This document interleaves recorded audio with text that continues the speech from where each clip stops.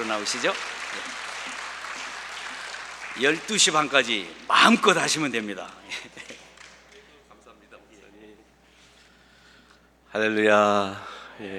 목사님 너무 귀한 기회 주셔서 감사하고요. 이렇게 예배 후에 이렇게 꼼짝 못하게 못 나가시게 하시면서 세미나 하라는 거는 처음 해보거든요. 옆구리 찔러 절 받는다는 말이 있죠. 여러분들이 그러시지 않을까. 그래서 제가 고민도 스럽지만 좋은 기회, 또 하나님 주신 좋은 날이고, 지금 막 또 다음 세대를 상징하고 있는 우리 EM 사역을 함께 하면서 여러분들 이 교회가 왜 여기에서 하나님이 이렇게 귀하게 사용하시는지를 조금 더 생각하게 되었습니다. 그래서 오늘 저는 뭐 다른 것보다도 저에게 주신 거는 저희 부모님의 믿음을 잘 받아서 또 저와 제 아내도 다 믿음의 가정에서 자라났는데, 그것을 이제 우리 자녀들에게 전수해주는 약간 믿음의 계주의 바톤을 가운데 잡고 있는 사람 같은 느낌이라 오늘 여러분들에게 그것을 하나님이 주신 것을 나눠드리려고 그래요. 목사님, 제가 한 가지 너무 감사한 거 있어요. 오늘 정말 감사한 거는 저를 소개하실 때 우리 아버지 얘기 안 해주신 거 너무 감사해요. 가는 데마다 아버님 이름이 거들먹거려가지고 상당히 불편했어요. 목사님 안 하셔서 제가 해버릴게요. 혹시 저 PPT의 사진을 보시면 우리 가족 사진이 좀 있습니다.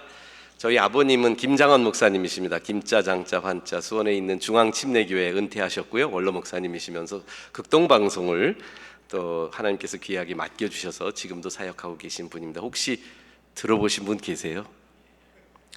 모르시면 괜찮으세요. 근데 제가 아버님 후광으로 사실은 오늘도 여기 오지 않았나 이런 생각을 좀 했는데 우리 최 목사님은 그렇게 생각 안 해주셔서 너무 감사한데요. 왜 그러냐면 항상 저는 이제 소개를 받으면 김장원 목사님의 아들 김요셉 목사입니다 이렇게 소개를 받아요. 근데 그게 사실은 제가 꼭 이렇게 감사하지 않은 건 아닌데 너무 부담스러운 거예요. 왜냐하면 제가 항상 어렸을 때부터 우리 아버님은 유명했으니까요. 73년도에 빌리그레암 목사님 통역하시면서부터 저의 인생은 그 다음부터 완전히 세계적인 부흥 강사, 또 빌리그레암 목사님 통역한 사람, 또 많은 분들은 그랬대네요. 빌리그레암 목사님과 김장원 목사님이 이렇게 서서 얘기할 때 저 사진을 보시면 아시겠지만 빌리그레암 목사님이 김장원 목사님 설교를 영어로 통역하던 분이다, 이렇게 얘기를 많이 했답니다. 그래서 어렸을 때부터 들은 얘기가 뭐냐면 그 아버지가 그 아들 돼야지. 저는 목사 안 되고 싶어도 저는 그 아버지의 그 아들이 될 수밖에 없는 그런 좀 하나의 운명을 가지고 태어났어요. 근데 저는 목사가 되고 싶지 않았어요. 근데 여러분들 나중에 목사가 되니까 정말 우리 아버님이 빌리그레암 목사님 통역하는 것처럼 저도 가끔 그걸 받은 것 같아요. 근데 아까 사진에서 보셨는지 모르겠는데 사람들이 저를 처음 만나면 한국 사람으로 취급을 안 해요. 당연히 여러분들이 만약에 이 근처에 있는 한인마트에서 저를 보셨으면 한국 말씀 하셨을까요? 안 하셨을까요? 안 했죠? 근데 목사님, 제가 1%만 잘하는 게 아니라요, 제가 한국말이 모국어예요. 참 제가요 중학교 때까지는 정말 아무 생각 없이 한국말이 제 모국어라는 걸 그대로 받아들였어요. 왜냐하면 저는 태어나서 어머니가 집에서 영어를 쓰시긴 했지만 제가 그리고 자라나면서 동네 나가서 놀기 시작하면서 친구들하고 또 학교 다니고 초등학교 들어가서 그 한국말을 배우니, 아버님 한국 학교 다니라고 그랬으니까 한국말 배우면서 저는 영어를 안 하려고 그랬어요. 창피해서. 애들이 만나면 그래요. 영어 해봐. 내가 그게 싫어가지고, 그리고 엄마가 나 어디 데려가는 거 되게 싫어했어요. 제가 한국 사람인데, 아버지가 나더러 한국 사람이라는데 제가 중학교 가서 모국어가 이게 내 모국어가 뭔가라는 헷갈림이 중학교 가서 다시 반문이 생겼어요. 왜냐하면 중학교 가니까 한문을 가르쳐 주더라고요. 한문을 배웠더니 이 모국어라는 단어의 뜻을 알고 나서 굉장히 헷갈렸어요. 그전엔 모국어 뭐야 그러면 한국말이에요 그랬는데 중학교 가서 헷갈렸어요. 모국어의 한자 풀이를 해보니까 어미 나라 그 말씀 우리 어머니 나라 말이 모국어예요. 근데 우리 엄마 나라 말은 영어예요. 내 모국어는 한국말인데 우리 엄마 말은 영어인데 왜 내 모국어는 뭐지? 막 헷갈렸어요. 근데 자라나면서 아버님처럼 하나님이 만들어주시고 또 이렇게 내가 그 아버지의 그 아들이라는 이야기를 엄청나게 많이 들었지만 그 이러한 유명한 릭 워런 목사님을 통역한다든지 이런 모습 속에서 내가 아버지의 모습을 닮았는 줄 알았는데 어느 날 제가 아버지의 아들이라는 사실이 더 근본적으로 저 안에 있다는 것을 발견하기 시작을 했어요. 난 영락없이 우리 아버지의 아들이구나. 근데 그 모습이 아버님의 설교 잘하시고 아버님의 영성 이런 부분들 이전의 아버님의 모습이었어요. 혹시 성경을 오늘 가지고 오셨나요? 예, 제가 PPT에도 준비는 해드렸는데 창세기 아까 읽어드린 26장 말씀 중에 25절을 본문으로 드렸지만 사실 26장 전체를 좀 보고 싶어서요. 왜 그러냐면 그 스토리의 배경을 아시려면 26장을 좀 보셔야 되는데요. 26장 1절을 보겠습니다. 26장 1절. 네. 혹시 성경이 없으시면 스크린을 보시면 되는데요. 우리 함께 읽어볼까요? 시작.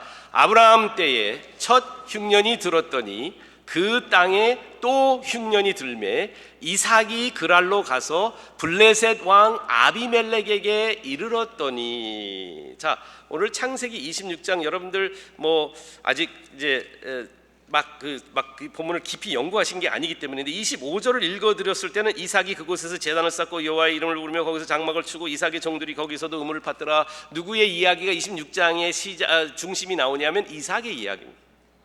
사실 여러분들 물론 성경을 많이 아시기 때문에 제가 우리 배단위 교회가 성경 잘하는 교회로 유명하다고 제가 들고 왔어요. 그래서 제가 퀴즈를 가끔가다 낼 수도 있어요. 여러분들 소문난 집에 먹을 거 없다는 우리나라 속담을 입증하지 않기를 바랍니다. 여러분들 믿음의 3대 조상 말하면 누굴까요? 아브라함, 이삭, 야곱이에요. 그래서 이스라엘 민족은 구약 시대의 구약 성경을 우리에게 전수해 준 이스라엘 민족에게는 아브라함, 이삭, 야곱은 equally 동등하게 믿음의 조상들로 속합니다. 그 3대를 통해서 하나님이 이스라엘 민족을 세워 주십니다. 믿으시죠? 아시죠? 그리고 그들이 기도할 때는 아브라함의 하나님, 이삭의 하나님, 야곱의 하나님으로 기도합니다. 그런데 창세기는 모세가 기록을 했고 그 믿음의 3대 조상의 패밀리 라이프 스토리가 창세기 12장부터 시작합니다. 그 전에는 1장부터 11장까지는 전 우주가 어떻게 창조되었는지 창조부터 온 인류가 어떻게 만들어진지 11장까지 나오고 바벨탑 사건 이후로 하나님이 아브라함의 가족을 집중을 해서 그 아브라함 가족을 통해서 이스라엘 민족을 만드는데 창세기 12장부터 창세기 50장까지 전체가 다 3대 족장 이야기예요. 아브라함, 이삭, 야곱의 이야기예요. 그런데 공평하지 않아요. 어떻게 공평하지 않냐면 모세가 믿음의 3대 조상, 모세는 벌써 400년 뒤에 이 글을 쓰게 되는데요. 이 성경을 하나님의 영감으로 창세기를 기록하게 되는데 창세기의 믿음의 3대 족장의 이야기, 3대 조상의 이야기를 쓰는데 아브라함의 이야기는 12장부터 25장까지 아브라함의 이야기예요. 오늘 26장 1절을 읽었잖아요. 아브라함이 25장에서 돌아가세요. 거의 아브라함의 그 중간에 이삭이 태어나는 이야기라든지 이삭을 모리아산을 데리고 올라가는 이야기라든지 이삭의 아내 리브가를 만나서 데려오는 이야기라든지 이런 이야기가 있지만 그건 다 아브라함의 이야기 속에 포함되어 있는 아브라함 스토리예요. 27장부터는 야곱의 이야기예요. 야곱이 형 에서의 복을 뺏어서 그리고 아버지의 축복을 가로채는 그 스토리가 27장이 시작이 되거든요. 27장부터 50장까지는 야곱의 이야기예요. 자, 아브라함의 이야기는 12장부터 25장. 아브라함의 이야기, 믿음의 1대 조상 아브라함의 이야기는 12장부터 25장. 3대 조상 야곱의 이야기는 27장부터 50장. 근데 이삭의 이야기는 26장 딱 한 장이에요.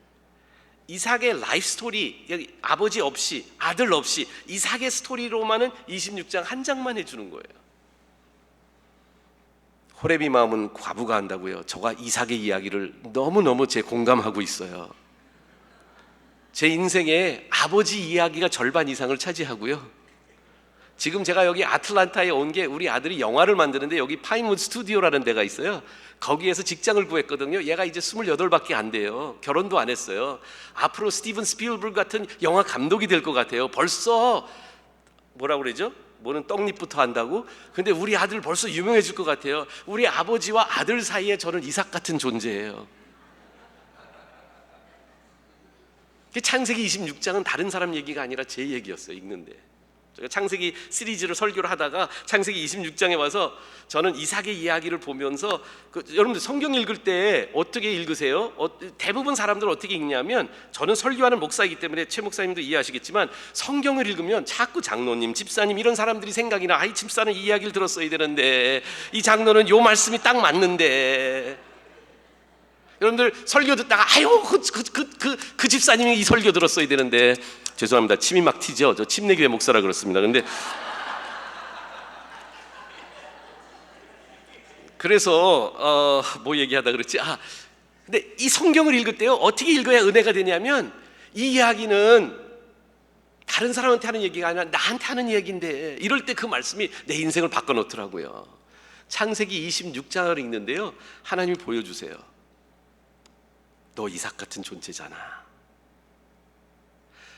물론 믿음의 3대 조상 안에 끼워준 것만 해도 감사하긴 한데, 제 안에 이삭의 이야기를 통해서 너무 공감되는 게 많았던 게 뭐냐면, 1절부터 저는요 깨지기 시작을 했어요.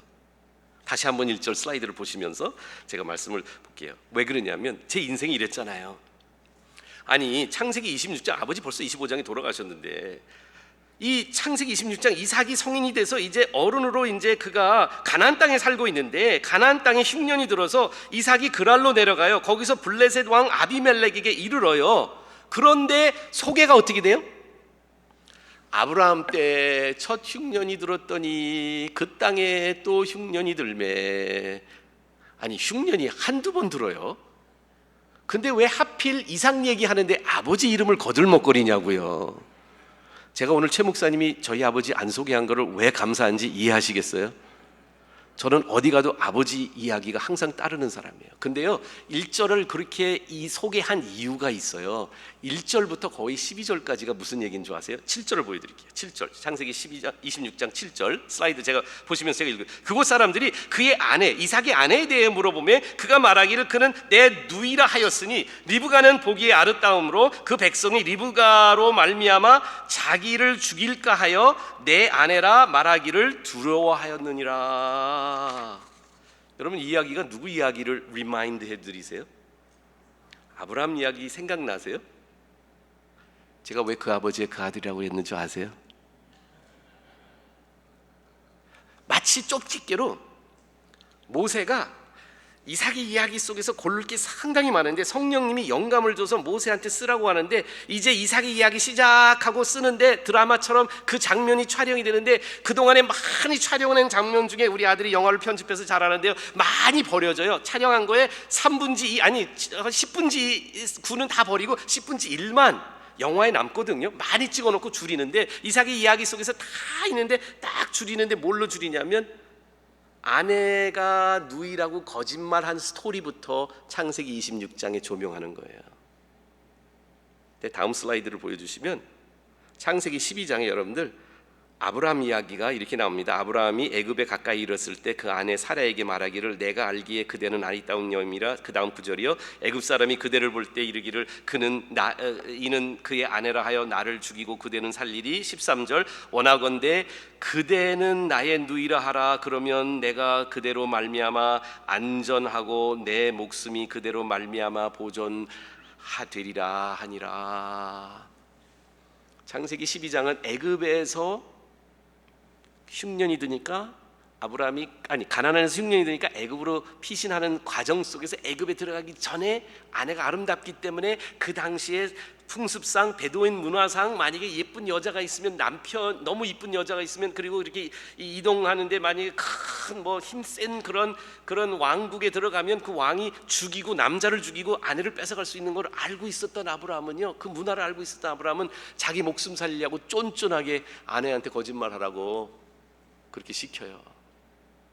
그게 한 번이 아니라 두 번 해요. 아브라함은 믿음의 조상이라 그 창세기 12장부터 25장까지 기록하는 많은 기록 속에서 근데 아브라함의 죄성이라고 가장 대표적으로 드러나는 게 딱 두 번 나오는 거라고 저는 생각을 하는데, 창세기 20장 1절 2절에 또 보시면 아브라함이 거기서 가나안 땅에서 네게브 땅으로 가서 가데스와 술 사이 그랄에 거류하며 그의 아내 사라를 자기 누이라 하였으므로 그랄 왕 아비멜렉이 사람을 보내어 사라를 데려갔더니, 벌써 이삭이 가나안 땅에서 흉년이 들어서 그랄에 내려가서 아비멜렉 왕 앞에서 자기 아내를 누이라고 거짓말하기 전에 아버지가 벌써 한 거짓말이에요.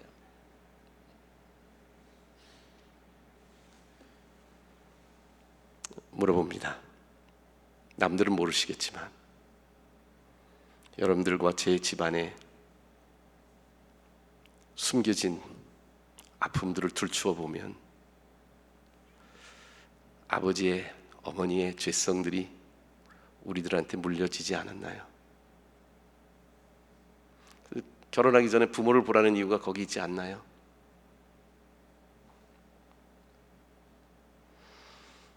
저희 3대 가문의 믿음의 3대 족장, 우리 김씨 가문의 믿음의 3대 족장 사진을 한번 보여드릴게요. 다음 슬라이드 보시면 저희 아버지 그리고 저희 아들입니다.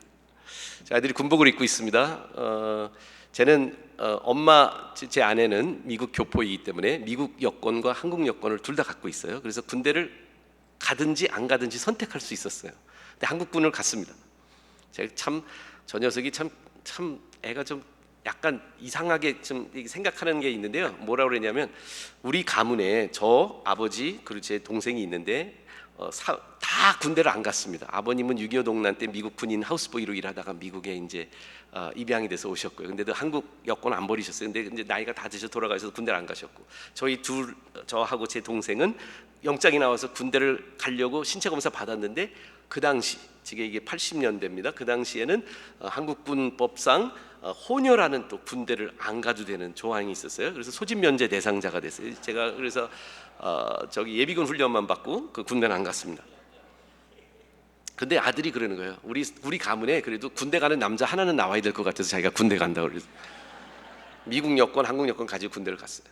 근데 제가 왜 저 사진을 보여드리냐면 제가 스토리 하나 알려드리려고 해요. 우리 가문에 내가 무엇을 물려주고 있는가라는 생각을 하고 있는데 한 10년 전에 저희 가족이 안식년을 그때도 한번 받아서 독일을 가게 됐어요. 선교사 자녀학교 섬기러 가는데 비행기를 타고 인천공항을 떠나서 이제 유럽으로 향해 가는 길에 제가 아내랑 한 오래 시간이 있어서 뭐 이런 얘기 저런 얘기 하다가 어느덧 제가 막 속에 있는 이야기를 털어놓기 시작을 했어요. 저는 우리 아버님을 매우 존경합니다. 아버님을 닮고 싶은, 굉장히 닮고 싶은 마음이 많습니다. 저는 아버님이 자랑스럽습니다. 그럼에도 불구하고 아무도 모르는 아픔들이 우리 가정에도 있습니다. 근데 제가 아내랑 아버지의 어떤 아픔들, 아버지 때문에 상처받은 것들을 아내랑 막 얘기하다가 제가 비행기에서 막 거의 아내한테 제가 처음으로 이런 얘기를 합니다. 아마 비행기가 한국 영공을 떠나니까 제가 자유함을 느꼈던 것 같아요. 아내한테 말합니다. Honey, 내가 영어로 아내하고 얘기했는데 Honey, there's only one thing I want from my dad. 난 우리 아버지한테 하나밖에 원하는 게 없어. I would love for him to one time in his life, 인생에서 딱 한 번만 I'm sorry, 나한테 잘못했다고 용서 구하는 거 한 번만 듣고 싶어. 우리 아버지가 거의 완벽하게 저는 삶을 살으셨다고 생각합니다. 그럼에도 불구하고 아들의 모습 속에서 아버지의 잘못이 보입니다. 아버지의 죄성이 보입니다. 그런데 우리 아버지는 그것을 인정하지 않는 것 같았습니다. 제 마음속에는 다른 것보다 아버지가 내가 잘못했어 아들아, 그걸 듣고 싶었어. 저는 우리 아버지가 한 번도 그것을 해주지 않아서 제 아내한테 제가 그걸 토로했어요. 나는 우리 아버지가 잘못한 거 인정하는 걸 한 번만 듣고 싶다. 독일에 가서 열심히 선교사 자녀학교에서 성경을 가르쳤습니다. 근데 한 3개월, 4개월 지났는데 저희 아들이 그때 지금 군복을 입었던 저 아들이 한 고등학교 3학년이었어요. 우리 애들 4명이 있는데 넷을 다 데리고 갔기 때문에 아이들하고 같이 이제 매일같이 학교 가는 거예요. 근데 나머지 동생들은 여자예요.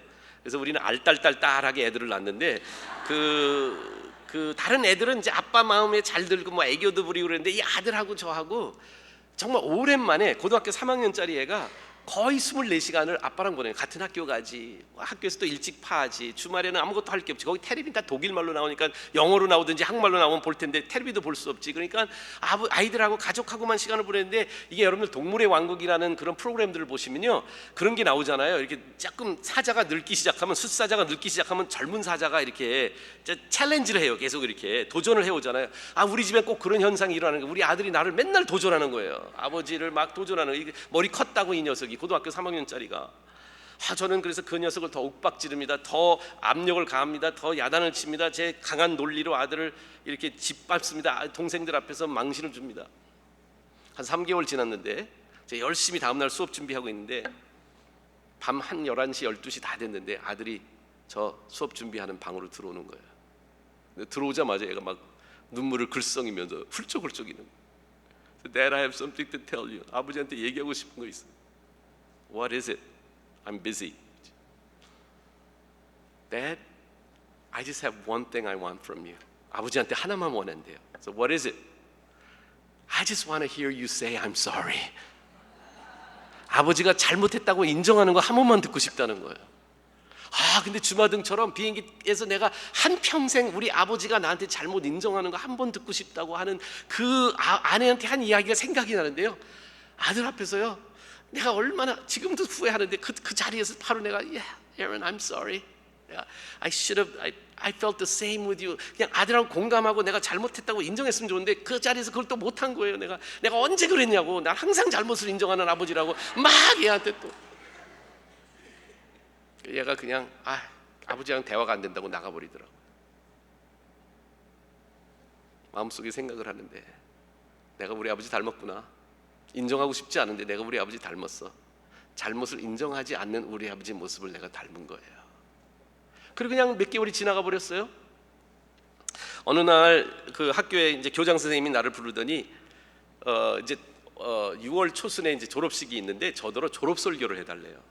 근데 그 동안에 제가 1년 동안 안식년 동안 학교에서 성경을 아이들한테는 가르쳤는데 한 번도 이렇게 어른들 앞에 설교한 기회가 1년 동안 없었어요. 딱 한 번 프랑크푸르트에 있는 교회 한마음교회에서 초대를 받아서 주말 집회 한 번 하고 그 다음에는 제가 독일에서 한 번도 설교한 적이 없어요. 왜냐하면 뭐 한인교회도 거의 우리 있는 데는 없었고 또 제가 있는 데는 거의 독일 교회들만 있는데 독일말 못하니까 설교를 못하는 거예요. 근데 이 교장 선생님이 졸업식에 부모님들 다 오고 전교생이 모이는데 저더러 설교하라니까 제가 너무 흥분한 거예요. 1년 동안 설교 못해서 근질근질한데 설교 준비를 얼마나 열심히 했는지 몰라요. 열심히 설교 준비를 하고 이제 졸업식 전날이 돼서 열심히 밤새도록 설교 이제 마무리를 하고 있는데 저도 제가 봐도 잘 쓴 설교, 영어로 된 설교 잘 썼는데 내가 이렇게 정성 들인 설교는 없었어.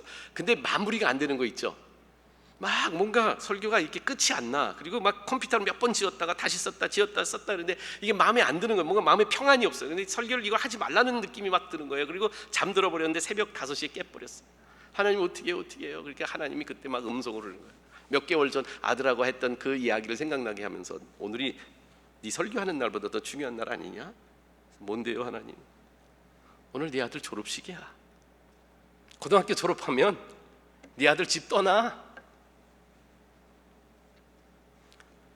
네 아버지한테 바랬던 거 있었잖아. 하나님 막 그 말씀하시는데 제 안에 막 컨딕션이 올라오는데 그렇지. 오늘이 우리 아들이랑 마지막 날인데 내가 내 설교 준비한다고 내가 그렇게 아들 앞에서 한 번도 잘못을 인정하지 못하는 아버지의 모습을 고치지 못한 채 우리 아들 보내는구나 이 생각이 나서 제가 편지를 썼어요. 편지를 아들한테 내 아버지로서 잘못한 거 그동안에 아들한테 다 아들 앞에서 잘못 인정하지 못하는 아버지가 된 거를 막 편지를 써서 편지를 쓰니까 아침 9시에 설교인데 벌써 8시가 된 거예요. 설교 준비를 할 시간이 없는 거예요. 아들이 아침 먹으러 나왔길래 편지를 줬어요. 아들이 편지를 읽더니 저를 안아주더라고요. Thanks, Dad. 근데 큰일 났잖아요. 설교가 준비가 안 돼서. 그래서 아들한테 양해를 구했어요. Hey, you know what? I didn't prepare my message. 나 설교 준비 못했는데 혹시 오늘 그냥 너랑 있었던 이야기 하면서 이 편지 읽는 거로 졸업 설교 대신하면 안 되겠니? 아들이 그래도 괜찮다고 그래. 저 설교 가장 짧은 설교였습니다. 편지 하나 읽는 설교를 했어요. 졸업식 끝마치고 너무나 많은 아빠들이 나한테 찾아와서 막 거의 다 그날 막 울면서 교장 선생님 나중에 그러더래요. 자기네 54년 됐는데 54년 동안 졸업식에 그렇게 많은 아버지들이 우는 거 처음 봤대요. 너무나 많은 아버지들이 공감을 한 거예요. 근데 얼마 전에 소리는 어떤 큰 교회에서 저한테 또 믿음 전수에 대해서 얘기해달래요. 근데 제가 뭐 준비할 게 없어요. 근데 생각해 보니까 우리 아들한테 쓴 편지가 생각이 나서 그걸 한국말로 번역을 하고 그걸 그 교회 예배에서 제가 읽었어요. 근데 그걸 제가 오늘 읽을 너무 멋쩍어서 제가 그냥 영상으로 준비했는데 혹시 영상으로 여러분들에게 짧은 편지인데 그걸로 오늘 어떻게 좀 보여드려도 될까요? 한번 잠깐 혹시 안 돼요? 아 영상이 없구나. 그러면 그거는 그냥 제가 오늘 원고도 안 갖고 왔으니까 제가 이렇게 썼어요. 아론아, 아빠가 다른 사람들 사역하느라고 너를 많이 잊어버렸어. 그리고 너에게 믿음의 전수를 다른 사람들에겐 하라고 하면서 너에게는 나의 죄성만 전수해 준 것 같구나. 아론아, 앞으로 너의 삶 속에서 아빠가 잘못했을 때 잘못 인정해 주는 아빠가 될 수 있기를 너와 함께 약속하고 기도하기를 원한다. I'm sorry. 그리고 너의 미래에 함께 하나님 앞에서 믿음의 아브라함과 이삭과 야곱 같은 자녀가 되기를 주님의 이름으로 축원한다. 뭐 이런 식으로 편지를 보냈습니다. 여러분, 이삭의 이야기는요, 절반 이상이 아버지의 죄성에 대한 것이 들춰지는 이야기예요. 제가 왜 이 말씀을 여기서 드리는 줄 아십니까?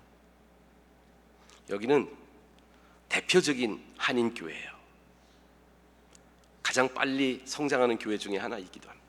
그리고 여러분들을 다 이 지역 사회에서 많이 인정받는 가정들이라고 생각합니다. 여러분들의 자랑거리가 여러분들의 사업 성공일 수도 있고 자녀의 공부 성공일 수도 있고 뭔지 잘 모르겠어요. 교회 오면 우리들은 우리의 그런 모습들이 드러나는 것은 두려워하지 않습니다. 근데 사실 여러분, 믿음을 전수하는 가정이 되기 위해서 먼저 인정해야 되는 게 있는데 그게 뭐냐 하면 우리 스스로의 인간적인 노력으로 전수될 수 있는 것은 믿음이 아니라 죄성입니다. 아브라함도 자기의 죄성을 아들한테 전수해줘요. 이삭도 야곱에게 자기의 죄성을 전수해줘요. 그래서 그 아들이 오죽했으면 그 아버지 앞에서 축복을 가로채야만 되는 그러한 비극적인 부적은 가정에서 자라날 수밖에 없습니다. 밖에서는 어떻게 보이는지 몰라요. 우리 가정 보기 좋게 보일 수 있어요. 그러나 여러분, 깊숙이 보면 우리 가정 속에 흐르고 있는 한 가지가 있는데 인정해야 되는 거라고 생각합니다. 성경은 그것을 포장하지 않습니다. 미화하지 않습니다. 우리들 다 허물과 죄로 죽었던 너희들입니다. 의인은 없나니 하나도 없습니다. 아브라함의 가정에서 태어났던 최병호 목사님 가정에서 태어났던 우리는 다 죄성을 다음 세대에게 물려주는 가정인 줄을 믿으시기를 바랍니다. 그러나 소망이 있어요. 왜냐하면 창세기 26장에 그 소망이 나타나거든요. 그 소망이 24절이에요. 함께 읽을까요? 그 밤에 여호와께서 그에게 나타나 이르시되 나는 내 아버지 하나님 아브라함 하나님이니 두려워하지 말라. 내 종 아브라함을 위하여 내가 너와 함께 있어 내게 복을 주어 네 자손이 번성하게 하리라 하신지라. 아브라함이요, 이삭에게 믿음의 모습을 보여줬어요. 모리아산 올라가면서 아들에게 가장 대표적인 하나님 믿는 방법에 대해서 아버지가 모델링했어요. 나쁜 거 아니에요. 나중에 잠시 뒤에 보여드리겠지만, 그런데 여러분, 이삭이 창세기 26장 24절에 와서 하나님을 인격적으로 밤중에 만나요. 아브라함이 돌아가신 후에 이삭이 아브라함의 하나님을 자기의 하나님으로 받아들여요.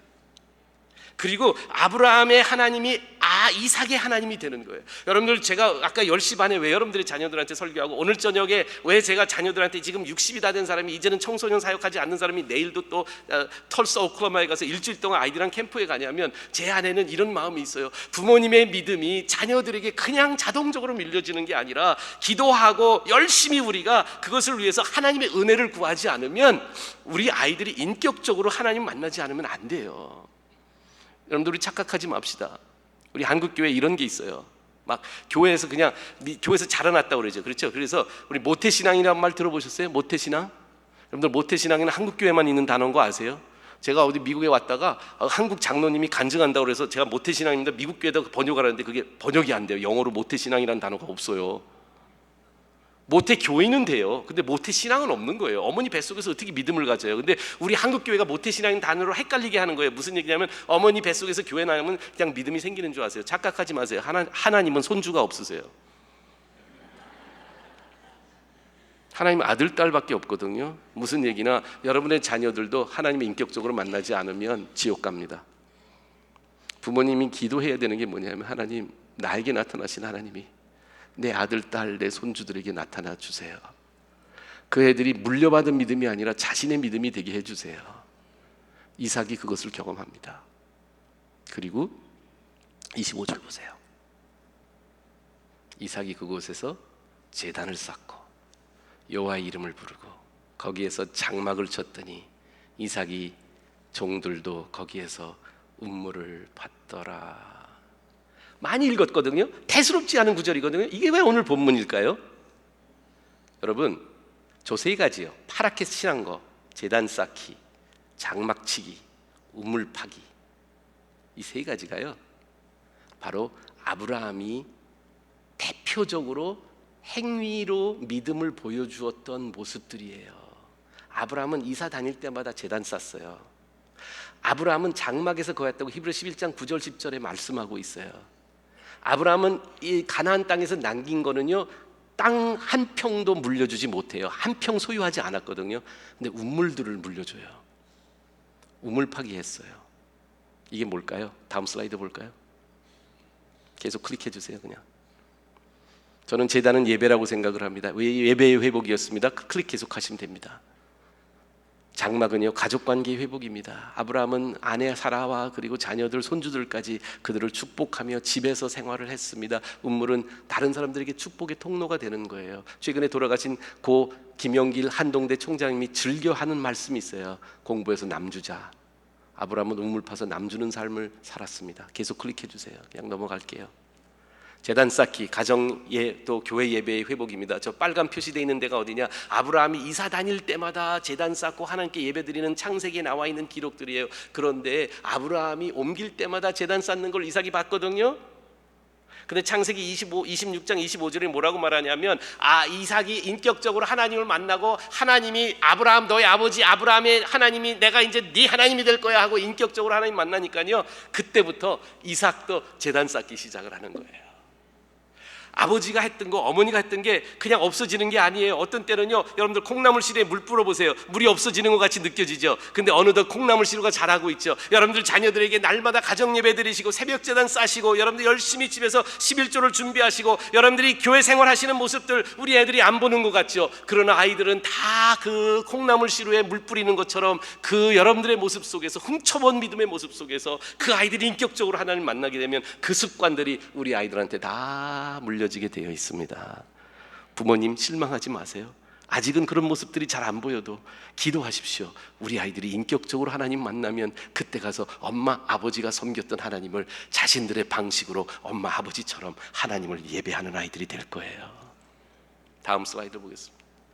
그냥 넘어갈게요. 우리 학교에서 어떤 걸 시작했냐면 아재 특세를 시작했어요. 왜냐하면 엄마들은 많이 하는, 계속 그냥 클릭해 주세요. 그래서 제가 아빠들을 모아서 작년에 이렇게 했는데 40일 동안 뭘 했냐면 특세를 했어요. 아재 특세라는 걸 했어요. 그래서 아버지들한테 뭐라고 그랬냐면, 아빠들 우리 이제 각성합시다. 그리고 클릭해 보세요. 그냥 넘어가시면서 계속 넘어갈게요. 아버지들한테 저 책을 주면서 3분 말씀 읽기, 그래서 3분 예배, 1분 말씀 읽어주고 1분 묵상하고 1분 아들이랑 딸이랑 함께 기도하기, 이런 활동을 했는데요, 작년 한 해 우리 학교에 난리가 났습니다. 가정의 변화들이 엄청나게 일어나서 그 다음부터 부모님들이 기도를 하기 시작했는데, 올해 저희가 여기 안식년 왔잖아요. 엄마들이 다 모여가지고 올해도 또 하자고 그래서 우리 부모님들이 하는 기도회가, 특세 기도회가 올해 저희 없는데 그냥 생겼어요. 우리 학교에서. 가정의 변화는 아버지들이, 어머니들이 가정 예배를 회복하는 데서부터 일어나기 시작을 합니다. 계속 넘어갈게요.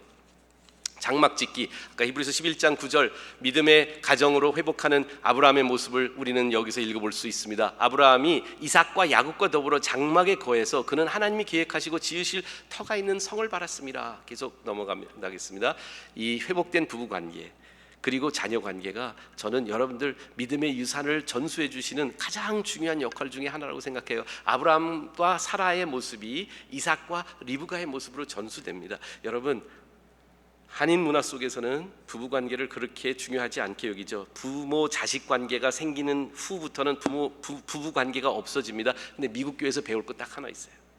미국 교회에서 배울 게 뭐냐면, 아무리 미국 신앙인들에게 배울 게 있는 뭐냐면, 아무리 자녀들이 중요하다고 생각해도 부부관계보다 더 중요한 게 없습니다. 성경은 우리에게 제일 먼저 남편과 아내가 성경적인 관계를 회복하도록 가르쳐주고 있습니다. 하나님 우리 내외를 통해서 역사하기 시작해서 우리 가정에 회복을 주시기 시작한 것은 아이들을 잘 양육하는 부모를 만든 게 아니라 우리 부부의 관계를 회복해주는 그런 역할로 하나님이 역사하기 시작을 했어요. 우리 부부 관계가 회복되니까 아이들 관계가 회복되는데, 우리 아들이, 아까 말한 그 아들이 어느 날 저한테 그래요. 아빠가 달라진 적이 있어. 그래서 언제야? 그랬더니 아빠 엄마가, 우리가 상담받았거든요. 부부 상담 받고 났을 때 아빠가 달라졌어. 그래서 아빠가 어떻게 달라졌는데? 근데 얘가 참 특이해요. 얘가 참. 얘 그래. 아빠는 그 전까지는 나한테 학생 주임 같았어. 근데 부부 상담 받고 나더니 담임 선생님으로 변했어. 나도 몰랐어요. 내가 그렇게 아들 앞에서 그런 모습이었는지.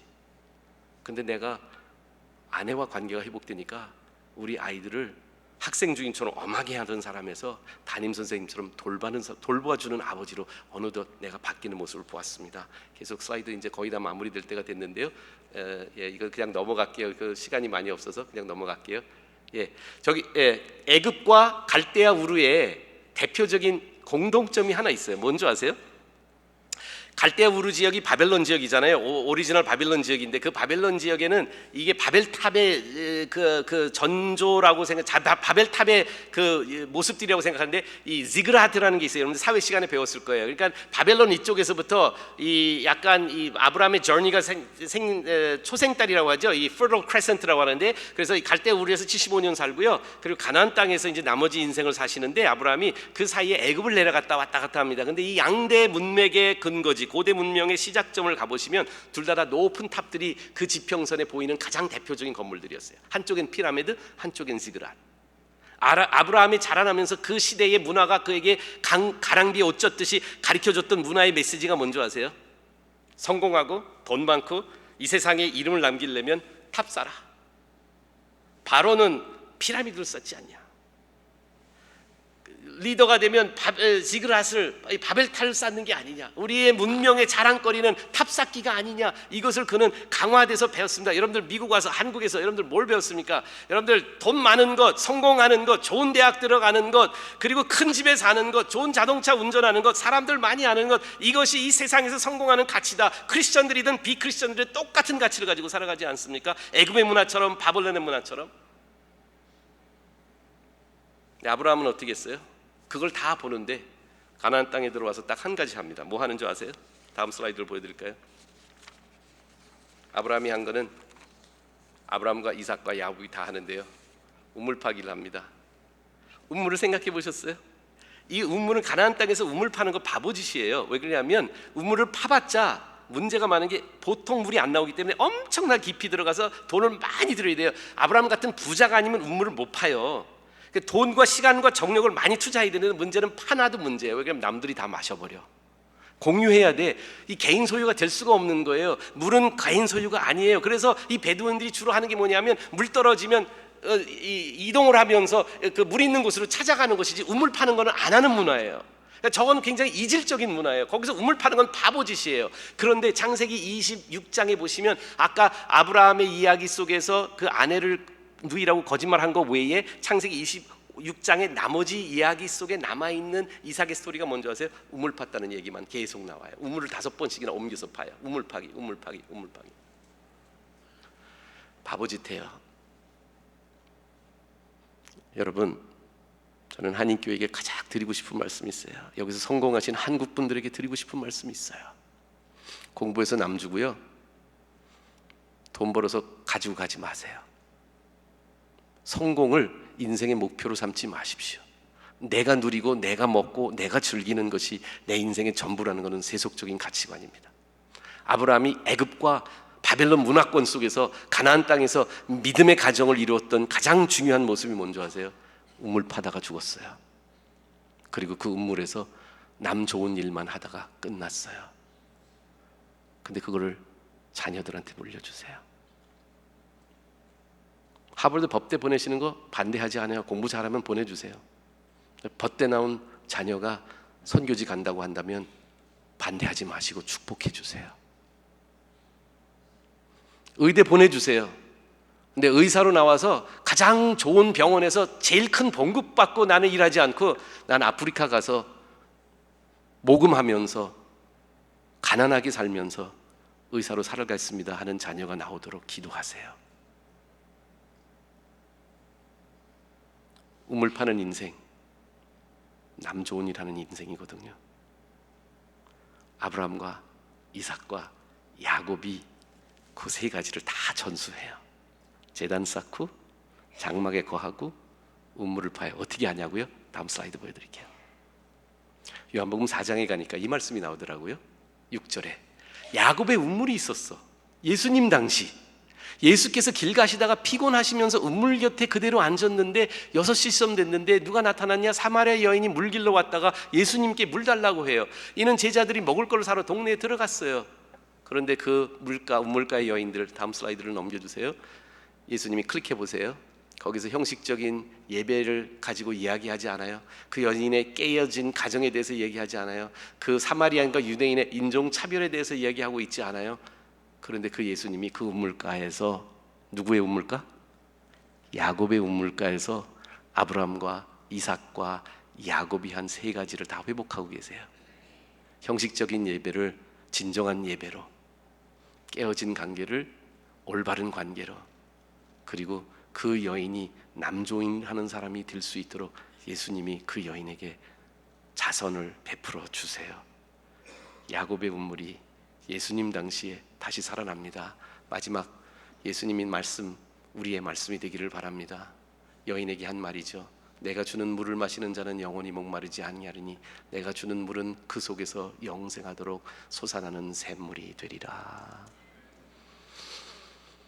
여러분이 파놓은 우물에 어느 날 예수님이 저 말씀으로 다른 영혼을 영원한 물가로 인도하는 축복의 우물이 여러분의 가정이 되시기를 주님의 이름으로 축원합니다. 기도하시겠습니다. 하나님, 왜 배단위 장로교회를 이곳에 세워주셨습니까? 왜 우리 가정들을 이렇게 축복해 주셔서 이렇게 아틀란타에서도 백인들도 흑인들도 살기 쉽지 않은 좋은 동네, 고급 동네에 좋은 집 짓고 살 수 있게 축복해 주셨습니까?